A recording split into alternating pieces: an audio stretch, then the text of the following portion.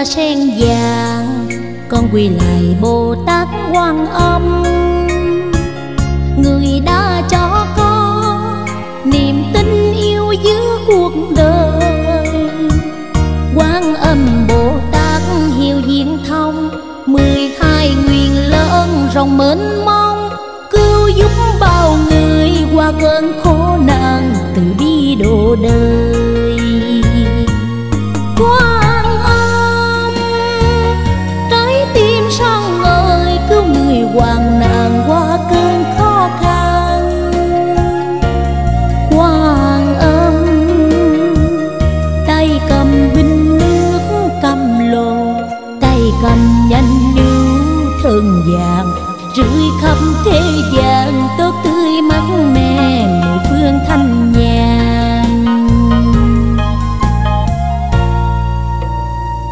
Dưới tòa sen vàng hương trầm tỏa ngát nhân gian, lại Phật Quan Âm dìu con qua bến lề đời.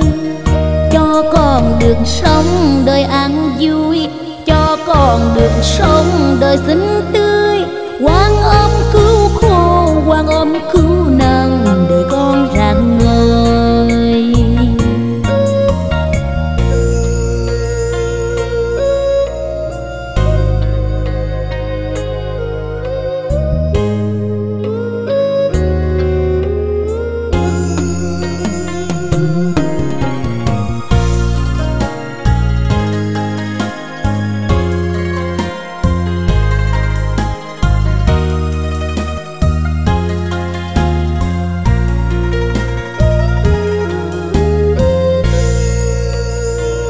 Dưới tòa sen vàng, con quy lại Bồ Tát Quan Âm. Người đã cho con niềm tin yêu giữa cuộc đời.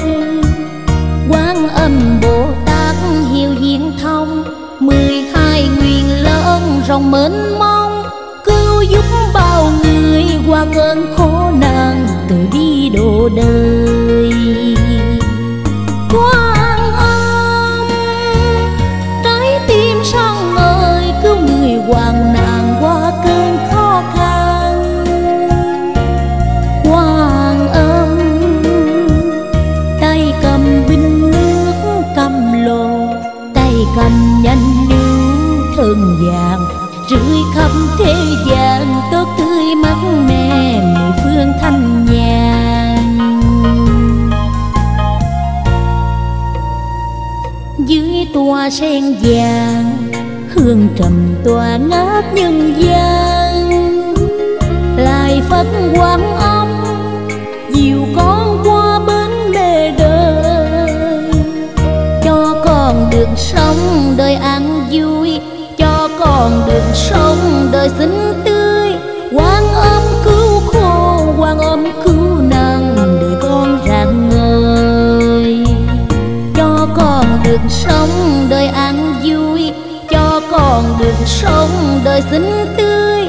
Quan Âm cứu khổ, Quan Âm cứu nạn, để con rạng ngời.